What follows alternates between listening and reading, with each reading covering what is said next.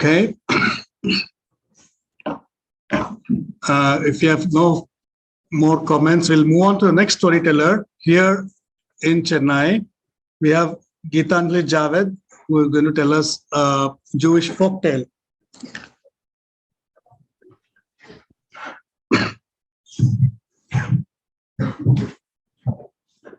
Geethanjali, please introduce yourself and then start the story. Thank you.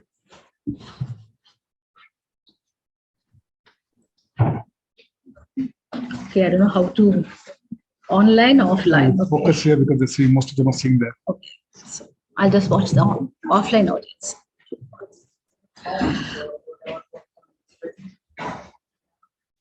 First of all, thank you, Dr. Eric Miller, Vasigi ma'am, for giving this wonderful platform.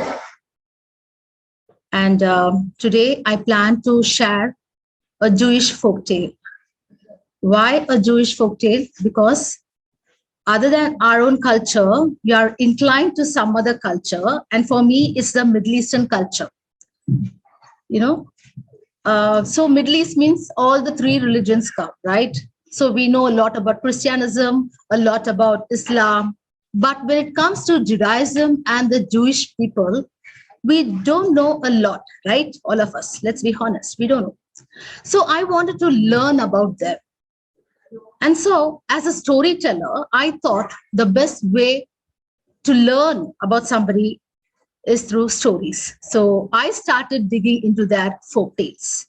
And what did I find? I found a treasure trove of stories, folk tales, told nearly maybe thousands of or hundreds, I don't know, very, very old.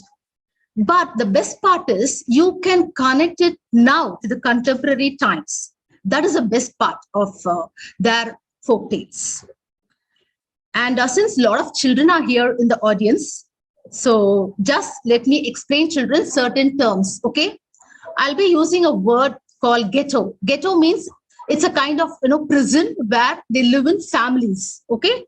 And so a little backdrop about this story. The Jewish people, they were prisoned, by the Romans and kept in captivity, right? So the Jews used to live only in ghettos. And then there's a rabbi. When you go to a temple, we say pujari. When you go to a church, we say priest. When you go to a mosque, you say imam. When you go to a synagogue where the Jews go to pray, the priest there is called the rabbi. Okay, so these are the terms which I just want to say before going to the story for the children seated here. And I have a song here, a Jewish song. And the song is nothing. It's just how the Jewish people, they want to celebrate their happiness. Nothing else. Let's celebrate. Let's be happy. That's the meaning of this song. With all your permission, let me get into the story. The streets of the Jewish quarter in Rome was getting ready for a festive makeover. Flags, festoons, ribbons. People wore their best dresses. You know why? Never before had a royal personage ever visited a ghetto. Princess Sarah was about to visit the place. Though the Jews were sorely persecuted by the Romans, the Jews wanted to show their loyalty and trust to the rulers. The rabbis, the choir group from the synagogue, and even the community elders, they all wore their best dresses. They wanted to project that somewhat dark, dingy place, ghetto, a prison, bright, colorful, just to please the prince's eyes who's going to visit the ghetto. And so as the time was nearing, all of them moved to the gate. They were eagerly waiting for the chariot to stop at the gate. And when they spotted the chariot, the crowd burst into a celebration mood. Hava, Nagila Hava, Nagila Hava, Nagila Venismeka. Hava, Nagila Hava, Nagila Hava, Nagila Venismeka. Havana Ranana, Havana Ranana, Havana Ranana, Venismeka. Havana Ranana, Havana Ranana. Havana Ranana, Venismeka. Uru, Uruakim, Urakim, Blefsameya, Urakim, Blefsameya, Urakim, Blefsameya, Urakim, Urakim, Blefsameya, Kava Nagila. When the song ceased, the princess, the haughty prince, the arrogant princess, she got down from the chariot. The rabbi, senior most rabbi, Joshua bin Chanenja. Now, what do you say about this man? This man was, filled with all the best qualities a man could ask for, but he had a hunchback. And when he bowed before the princess to welcome her, the princess noticed his hunchback, and she immediately murmured to her friends, "What a grotesque looking creature." A spasm of pain made the rabbi's face twitch.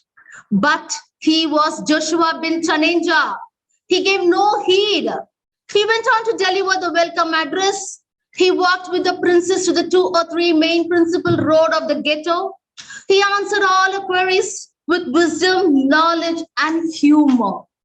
So the princess could not help but admire the rabbi. And in the end, when they walked towards the waiting chariot, the princess, she again murmured, "This rabbi is a rich kernel of wisdom kept in an ugly shell." Again, the rabbi's face changed. She became sad. The words hurt him. But the princess, she noticed this. She immediately changed the topic. "Rabbi, one piece of advice before I leave this ghetto." The rabbi, he again bowed. So whenever he had this chance, this rabbi would bow before the princess. He wanted that princess to notice his hunchback. So he bowed, he got up, and he said, "As you wish, Your Highness. Now tell me, where does your father, the great Emperor Augusto, store his vintage wines?" "Ha! What a silly question, Rabbi," quipped the princess. "I know ordinary man, Your Highness," said the rabbi. "Okay, it's kept in the cellar." You mean the dark, dingy room?" "Oh, yes." "Oh, okay. What kinds of vessels are they stored in?" It's kept in earthenware." "Oh, you mean the dirty, muddy, clay?" If you say so, yes. The great Emperor Augusto stores his wine in earthenware, dirt, mud, and clay. What, Rabbi?" said the princess. "No, the royals, they should store the wine in golden jar and casks, and it should be laid in the royal garden, and the sun rays should fall on them." "Really? Oh, I never knew it." "Okay, thank you, Rabbi. My royal whim will be pleased to consider your suggestion." Having said that, she rode the chariot back to the palace. Immediately on reaching the palace, she called the head butler. "I want you to take some slaves and see that all the wine are transferred into golden jar and casks and lay them in the royal garden and see that the sun rays fall on them." The head butler was confused, shattered. His mind voice was saying, "Has she gone nuts?" But can he say that? No. He was like, "Your Highness, what are you saying? I mean, the sun, golden jar and cask, the wine?" The princess said, "What? You have a suggestion for me? Do you want to forfeit with your life?" Why should he? He just went to the cellar.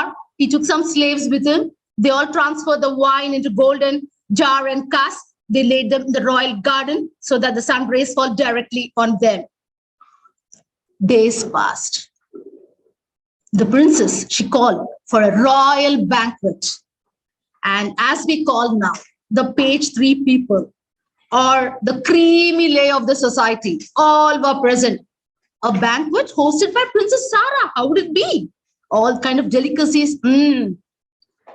But all the guests eyed the golden jar and casks which adorned the big dining table with all kinds of delicacies. And when the party started, all the guests rushed to the table to fill the goblet from the golden jar. They wanted to have a sip. They took it to the lip and All the muscles in the face went for a twist. No. There was chaos in the room. People spluttered the wine. They threw the goblets. They started to roll on the ground. People running helter and skelter. They were catching the throat. What happened to the wine? And the princess was flabbergasted. She was like, I'm still here. Can anyone say what's happening in this room? But none of them dared to speak against this princess. She was a haughty prince. She could take any decision any moment. But then a senior most army general who had actually fought wars with her father, Emperor Augusto, he got up and he said, Your Highness, my child, this is not wine. This is sour vinegar. What? Vinegar? And so she went to the table. She filled a goblet, little bit. She filled very little, very carefully. And she took it to her lips. And she wanted to keep her face straight, trying not to show any reaction. But no, her face changed. And she just threw her goblet. Oh, this is not fit for consumption. Oh, no. The senior most army general, he said, My child, whoever suggested you? Who's asking you to do all this? Please let us know. The princess said, Call that hunchback rabbi immediately to the palace from the ghetto. Many soldiers were rushed to the ghetto. Why many? This person, this rabbi, he's a learned man, he's an old man, a wise man, loved by everyone. And to arrest him is no easy deal. So some soldiers were placed to guard the ghetto while this rabbi was being arrested. He was arrested, he was brought to the palace. The rabbi, his hands tied, he walked into the palace. He eyed everyone and everything. What did he see?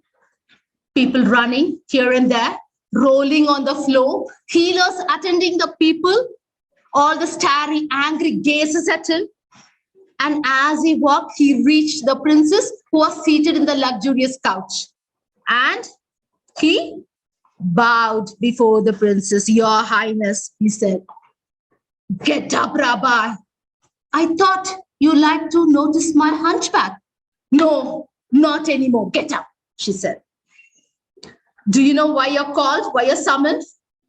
I guess, yes. Oh, the Jews, they know the future.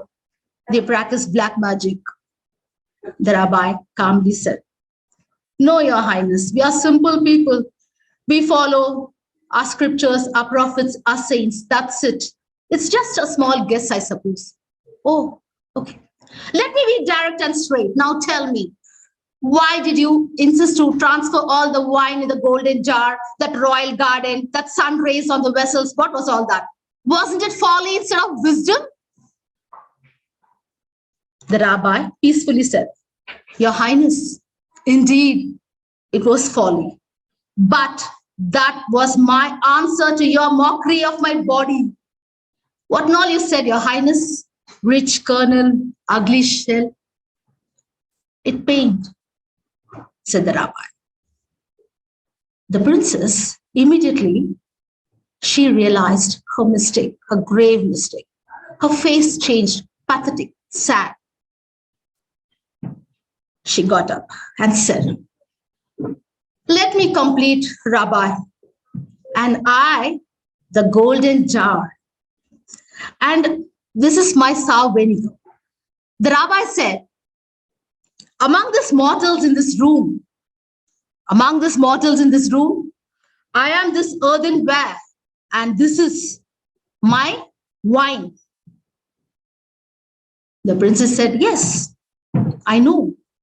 You have taught me the lesson. There was deafening silence in the room. None of them dared to speak against the princess. She is a haughty prince. She could take any decision at any moment. All of them thought that was the end of the rabbi. He would be sent to the gallows. That's it. But then, instead, the princess, she held the rabbi's hand and said, in a very sad face, I command everyone in this room to bow before this rabbi, for he has taught me a lesson for life. And for once, the princess bowed before the rabbi. That's it. Thank you.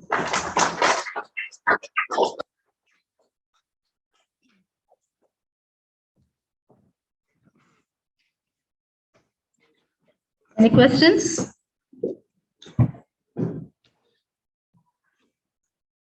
Any reflections, any comments, any thoughts on the story? Lovely story, all about humility.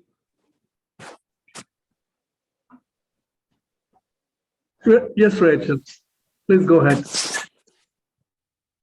Thank you so much. I'm Jewish, and yet this is a folktale I had never heard, and you told it wonderfully. Your singing Hava Nagila was perfect, and I remember dancing to it. I was 12 years old at every celebration. So thank you for enriching my knowledge about my culture. But Rachel, I don't think the Jews in the ghetto would have ever sung that song because they are held in captivity. But I just added this song to pep up my storytelling, right? I don't think they would have ever sung. Yeah, yes, I do agree with you.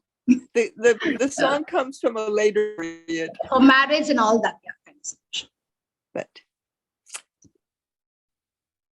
I think that the lesson is one that we can find in many different stories from different cultures.